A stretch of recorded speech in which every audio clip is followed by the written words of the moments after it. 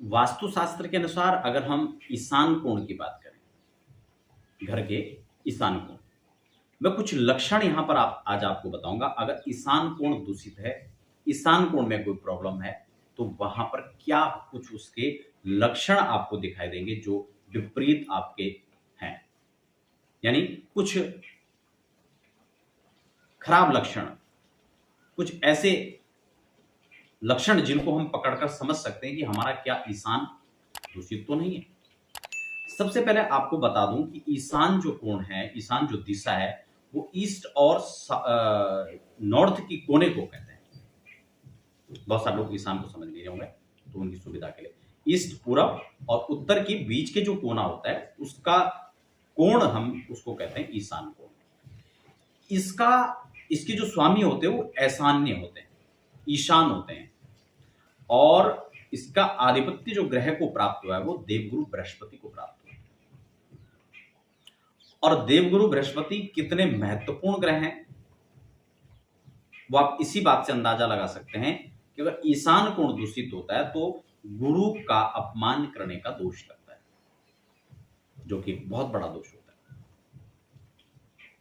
अब ईशान कोण अगर दूषित है तो वहां पर क्या क्या समस्या आ सकती है। देखिए, जो बृहस्पति है ना, वो धन के कारक है, वो विद्या के कारक हैं, वो विवाह के कारक हैं, वो संतति के कारक हैं। और अगर इन्हीं सभी चीजों में आपको समस्याएं फेस करनी पड़ रही हैं, नौकरी के लिए हम योग्य हैं लेकिन तलाश करने के बावजूद हमें एक अच्छी नौकरी नहीं मिल पा रही, कहीं ना कहीं शिक्षा में व्यवधान आ रहा है, कहीं ना कहीं धन की समस्याएं बनी हुई हैं, आर्थिक समस्याएं जो है बार बार फेस करनी पड़ती हैं, विवाह में रुकावट या विवाह में विलंब का जो एक कारण बनता है वो ईशान दूषित होने पर बनता है। कहीं ईशान कोण में कोई ऐसी समस्याएं तो नहीं है।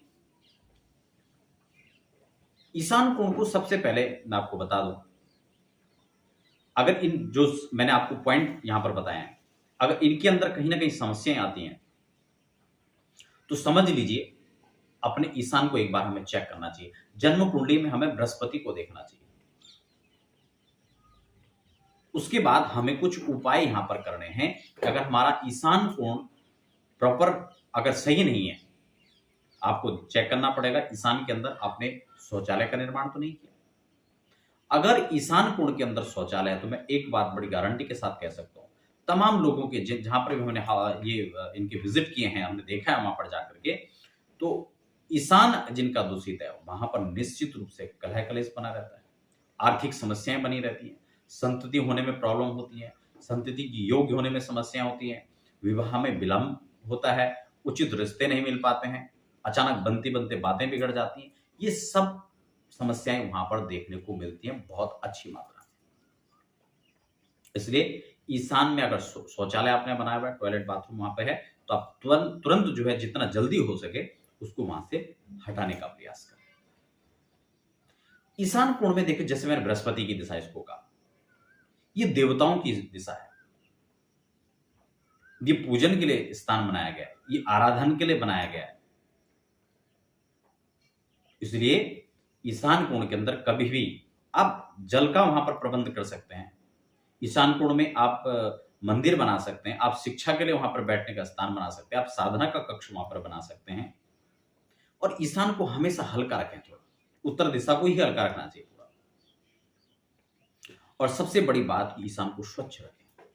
अगर ईशान में किसी भी प्रकार की समस्या है, कोई गंदगी वहां पर है, कोई गलत चीजें वहां पर बनी, कोई गलत एक्टिविटीज वहां पर हो रही हैं, तो निश्चित रूप से उसका बड़ा दोष लगता है।